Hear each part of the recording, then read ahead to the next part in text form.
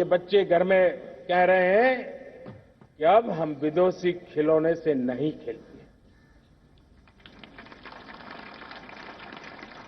5 साल का बच्चा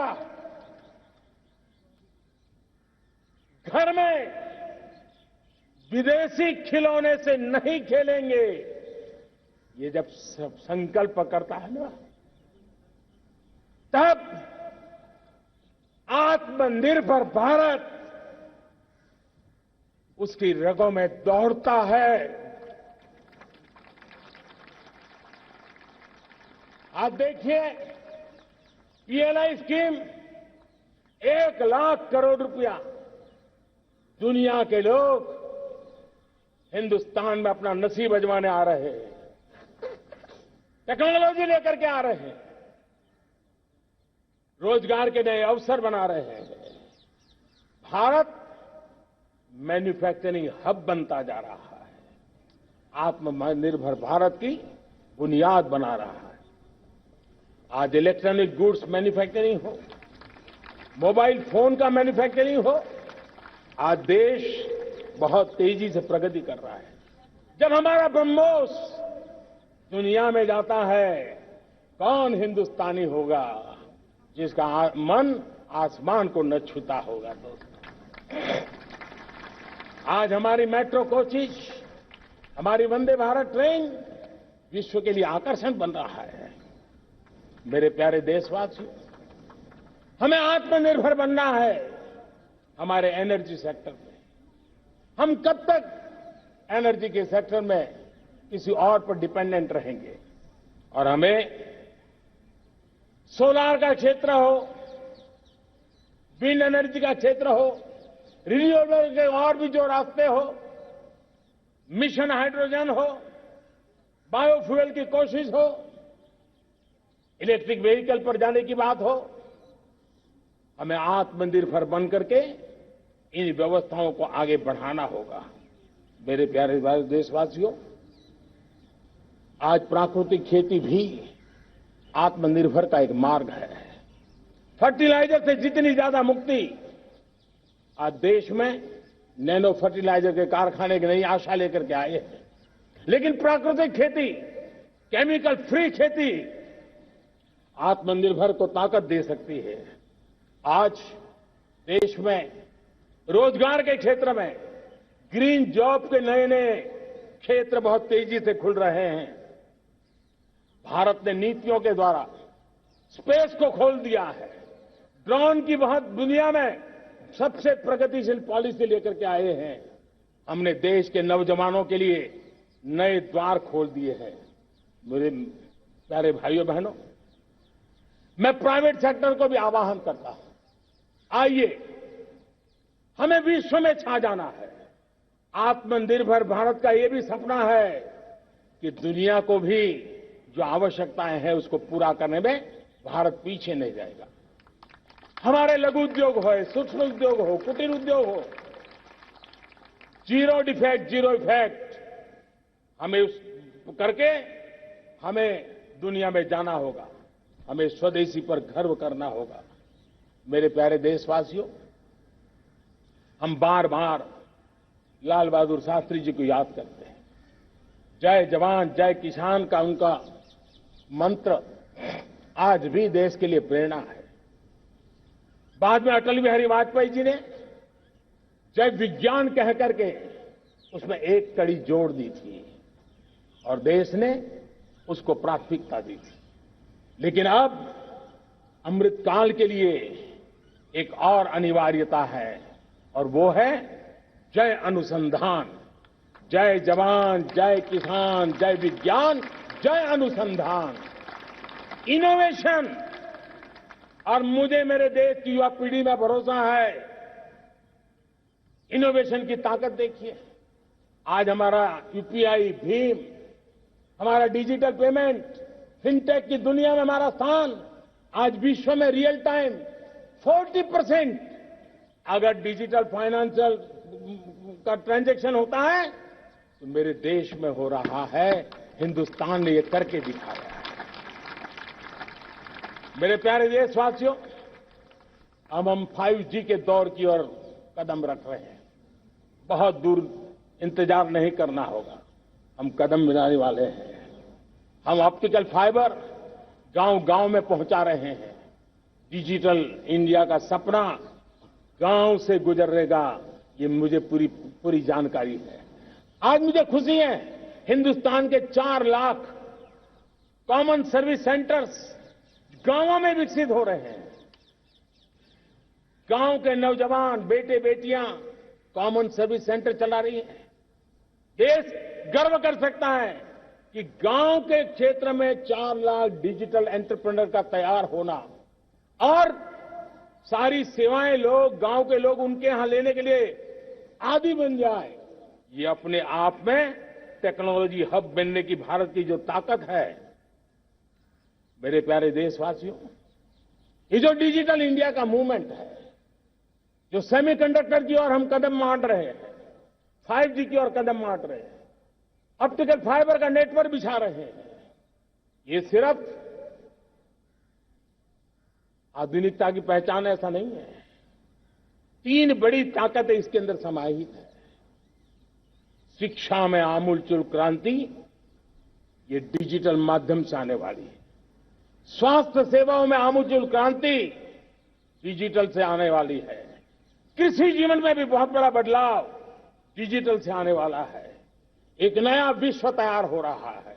भारत उसे आगे बढ़ाने के लिए, और मैं साफ देख रहा हूं दोस्तों, ये डेकेड मानव जात के लिए टेकेड का समय है, टेक्नोलॉजी का डेकेड है।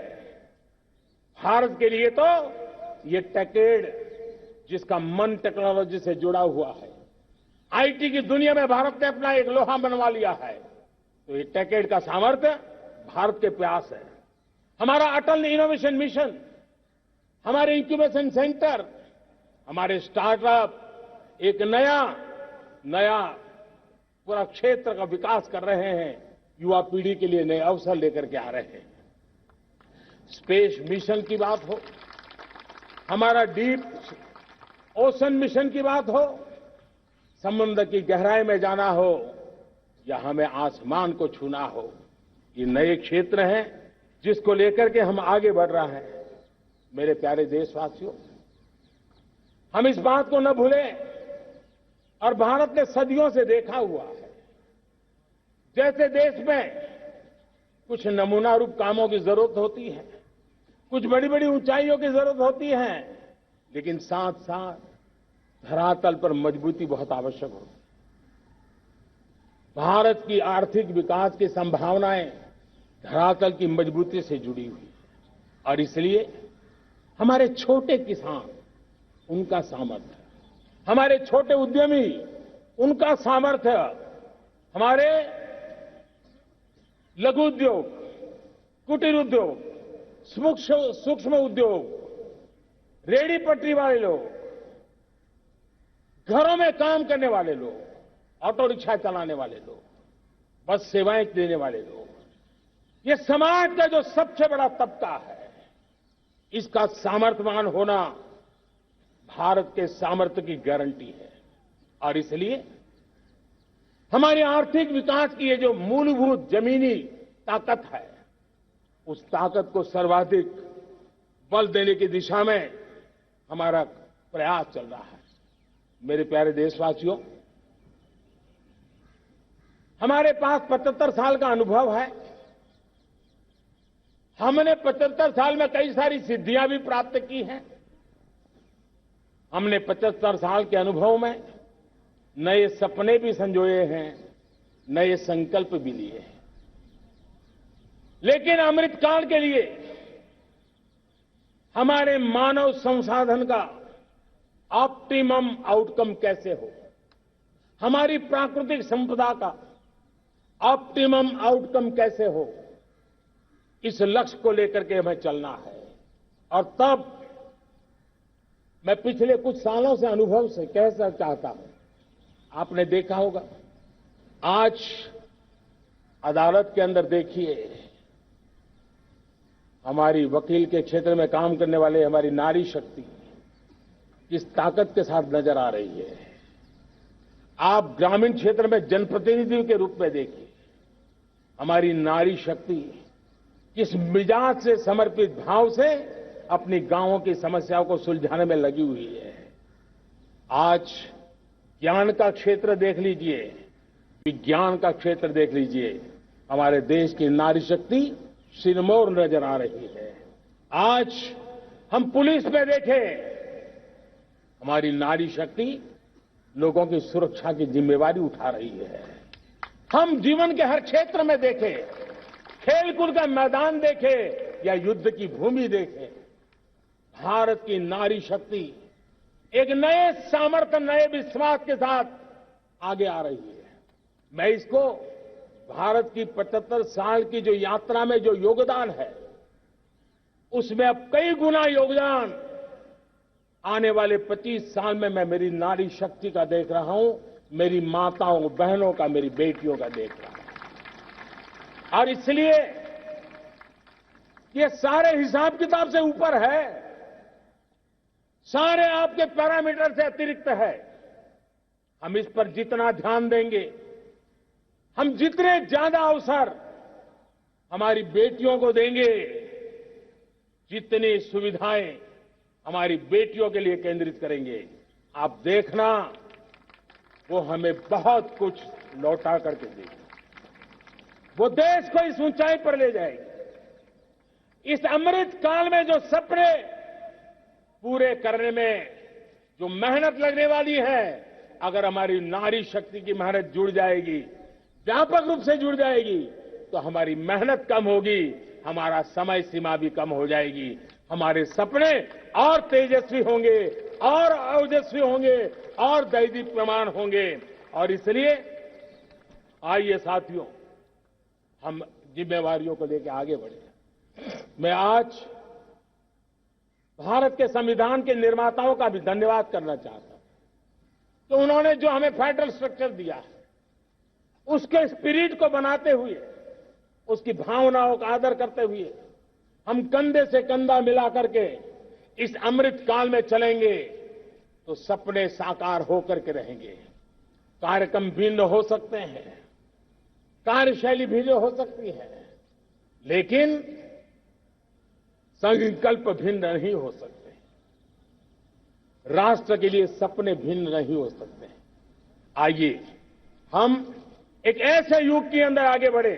मुझे याद है जब मैं गुजरात का मुख्यमंत्री था, केंद्र में हमारे विचार की सरकार नहीं थी, लेकिन मेरे गुजरात में हर जगह पे मैं एक ही मंत्र लेके चलता था कि भारत के विकास के लिए गुजरात का विकास, भारत का विकास हम कहीं पर भी हो, हम सबके मन मस्तिष्क में रहना चाहिए। हमारे देश के कई राज्य हैं जिन्होंने देश को आगे बढ़ाने में बहुत भूमिका अदा की, नेतृत्व किया है, कई क्षेत्रों में उदाहरण काम किए हैं। ये हमारे फेडरलिज्म को ताकत देते हैं। लेकिन आज समय की मांग है कि हमें कोऑपरेटिव फेडरलिज्म के साथ साथ कोऑपरेटिव कॉम्पिटिटिव फेडरलिज्म की जरूरत है। हमें विकास की स्पर्धा की जरूरत है। हर राज्य को लगना चाहिए वो राज्य आगे निकल गया, मैं इतनी मेहनत करूंगा, मैं आगे निकल जाऊंगा। उसने ये 10 अच्छे काम किए हैं, मैं 15 अच्छे काम करके दिखाऊंगा। उसने 3 साल में पूरा किया है, मैं 2 साल में करके दिखाऊंगा। हमारे राज्यों के बीच में, हमारी सर्विस, सरकार की सभी इकाइयों के बीच में वो स्पर्धा का वातावरण चाहिए जो हमें विकास की नई ऊंचाइयों पर ले जाने के लिए प्रयास करे। मेरे प्यारे देशवासियों, इस 25 वर्ष का अमृत काल के लिए जब हम चर्चा करते हैं, तब मैं जानता हूं चुनौतियां अनेक हैं, मर्यादाएं अनेक हैं, मुसीबतें भी हैं, बहुत कुछ है। हम इसको कम नहीं आंकते हैं, रास्ते खोजते हैं, लगातार कोशिश कर रहे हैं। लेकिन 2 विषयों को तो मैं यहां आज चर्चा करना चाहता हूं। चर्चा अनेक विषयों पर हो सकती है, लेकिन मैं अभी समय की सीमा के कारण 2 विषयों पर चर्चा करता हूं। और मैं मानता हूं हमारे इन